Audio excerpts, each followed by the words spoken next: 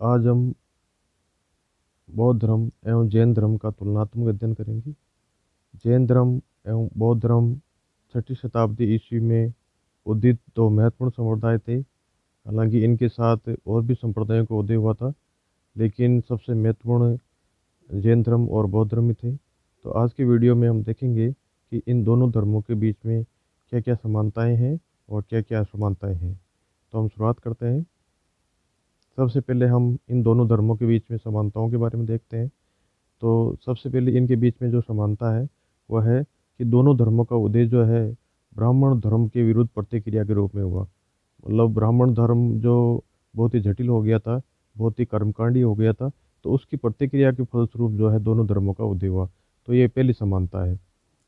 दूसरी समानता है कि ये दोनों जो संप्रदाय है वो वेदों की प्रामाणिकता को नहीं मानते हैं और उन्हें ज्ञान का अंतिम स्रोत नहीं मानते।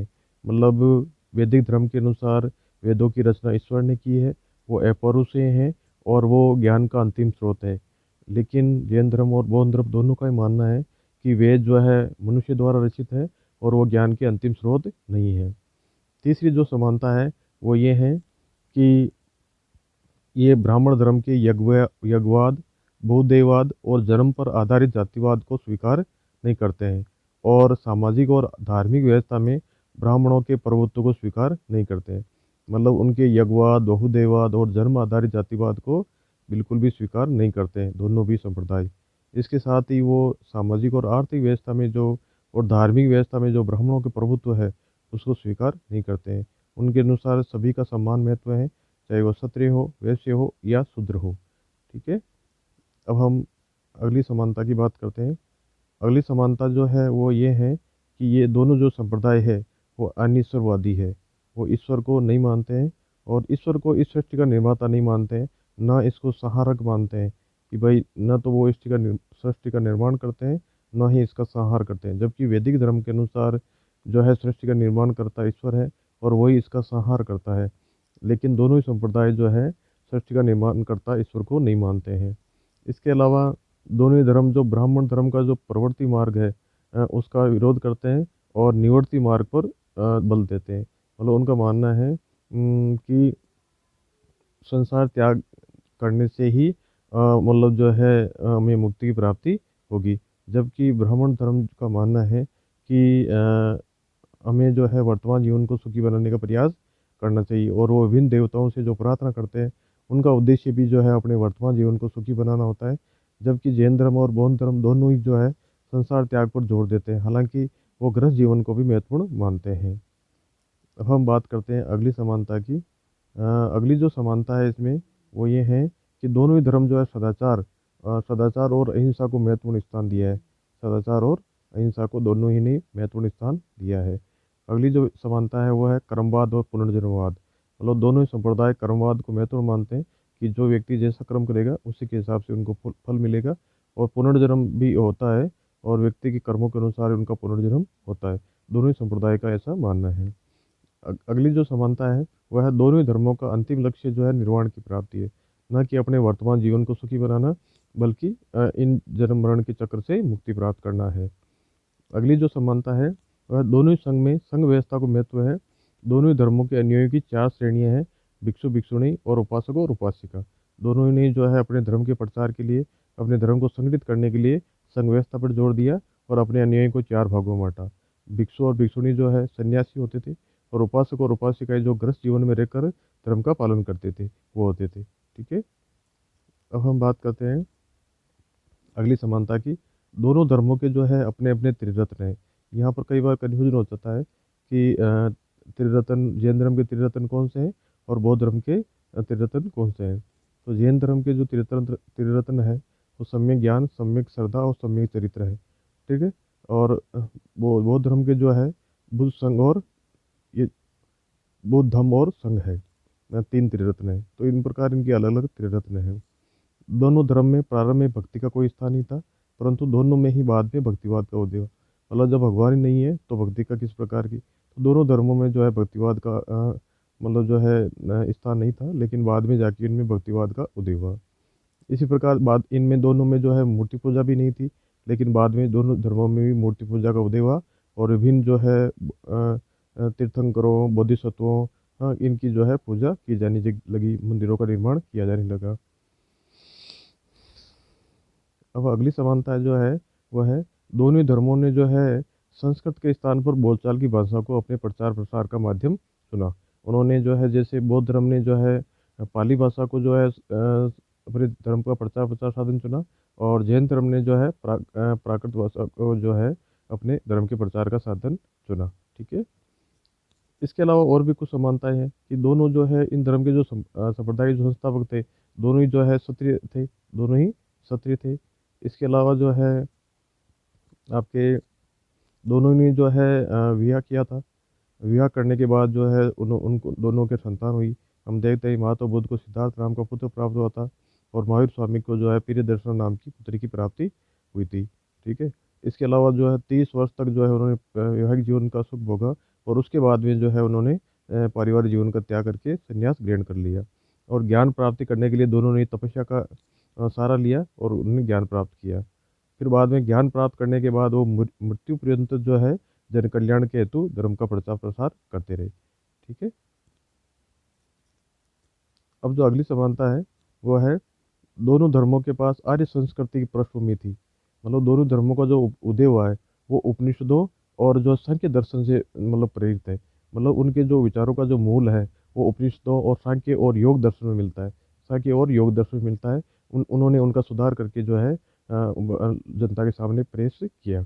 इसके अलावा दोनों धर्मों का जो उदय है वो पूरी भारत में हुआ था। दोनों धर्मों का उदय किधर हुआ था? पूरी भारत में। जो कि वैदिक धर्म का उदय जो है उत्तरी भारत में हुआ था। तो इस प्रकार ये कुछ समानताएं थी। अब हम बात करते हैं दोनों धर्मों के बीच में कुछ असमानताएं हैं इसके बारे में।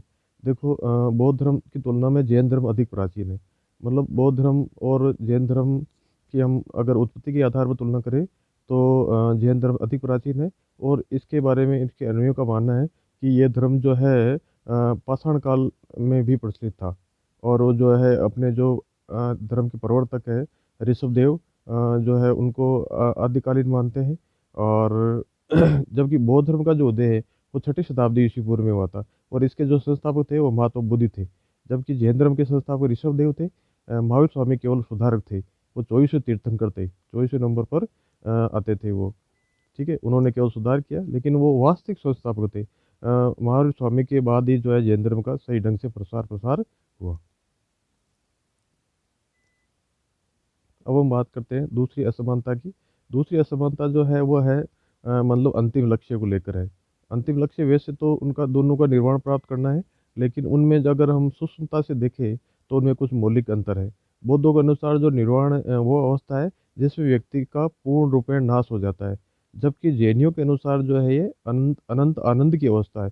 मतलब निर्वाण प्राप्त करने के बाद व्यक्ति को अनंत आनंद की प्राप्त होती है। जबकि बौद्धों के अनुसार ये संसार दुख में है, और व्यक्ति को अपने अपने अहंकार का नाश करना होगा, तभी जो है वो सुख की प्राप्ति कर सकेगा। वह निर्वाण प्राप्ति के साधनों से संबंधित है कि दोनों धर्मों में जो निर्वाण प्राप्ति साधन है वो अलग अलग है। जैन धर्म में जो निर्वाण प्राप्ति के लिए कठोर तपस्या, उपासना और काया क्लेश जरूरी है। मतलब कठोर तपस्या करना, उपासना करना और अपने शरीर को कष्ट देना जरूरी है। जबकि बौद्ध धर्म के अनुसार ना तो शरीर को ज़्यादा कष्ट देना है, और ना ही ज़्यादा जो है विलासितापूर्ण जीवन जीना है। हमें कौन सा मार्ग अपनाना है? अष्टांगी मार्ग या मध्यम मार्ग अपनाना है। उसी से जो है हमें निर्वाण की प्राप्ति हो जाएगी। अगली जो असमानता है वो है अहिंसा को लेकर। मतलब जो है जैन धर्म ने अहिंसा को महत्वपूर्ण सिद्धांत माना है, और उन्होंने अहिंसा को अलग ढंग से ही परिभाषित किया है। उन्होंने जो है बिल्कुल ही जीव हत्या, किसी प्रकार की जीव हत्या का जो है निषेध किया है। उन्होंने छोटे छोटे जीवों के लिए भी जो है मतलब दया दिखाना और उन्हें न मारने का विधान किया है। जबकि बौद्ध धर्म ने जो है व्यावहारिक अहिंसा को अपनाया है। उन्होंने जो है जिन जातियों में मांस का जो है खाना प्रचलित था, उन्होंने उनको अलाउ किया।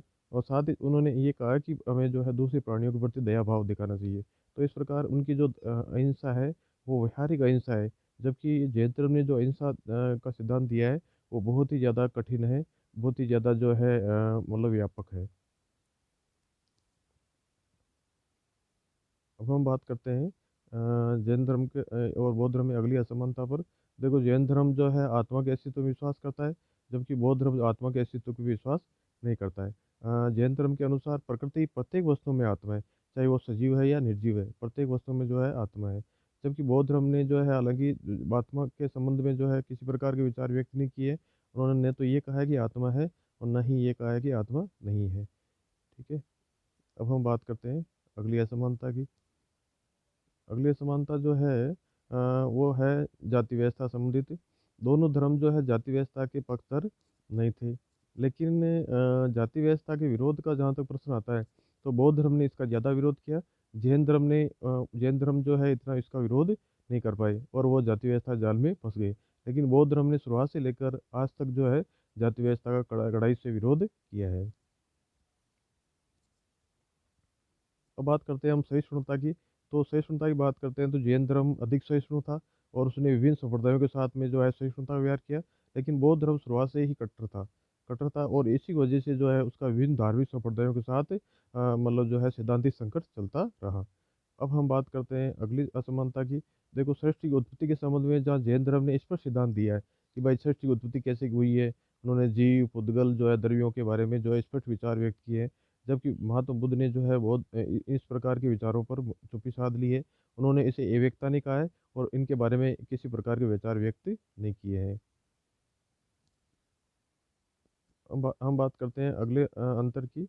देखो, जैन धर्म की तुलना में बौद्ध धर्म जो है परिस्थितियों के अधिक अनुकूल साबित हुआ और यही कारण था कि वो जो है एशिया यूरोप और दूसरे देशों में जो है काफ़ी फैला। जबकि जैन धर्म केवल भारत की सीमा तक सीमित रहा। इसके साथ ही ये भी बात है कि जैन धर्म जो है उसका अस्तित्व आज भी भारत में बना हुआ है, लेकिन बौद्ध धर्म लगभग भारत से मतलब विलुप्त हो गया है।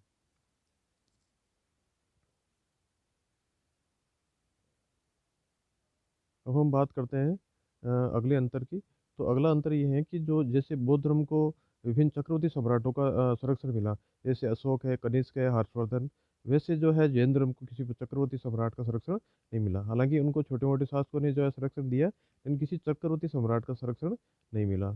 तो इस प्रकार जो है इन दोनों संप्रदायों के बीच में कुछ समानताएं हैं, कुछ असमानताएं हैं। अब हम निष्कर्ष रूप में जो मोनियर विलियम्स है उनके विचारों को देख सकते हैं, जो इनके बारे में कहते हैं कि बौद्ध धर्म और जैन धर्म माता पिता और बच्चे के रूप में एक दूसरे से संबंधित नहीं है। मतलब जैन धर्म हम बौद्ध धर्म को एक पिता की संतान नहीं मान सकते।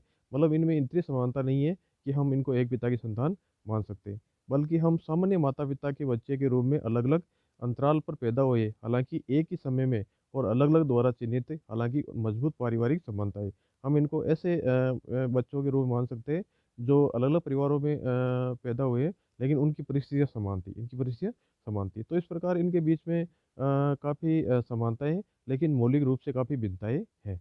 ठीक है, तो मैं आशा करता हूँ आज का ये टॉपिक आपको समझ में आया होगा। धन्यवाद।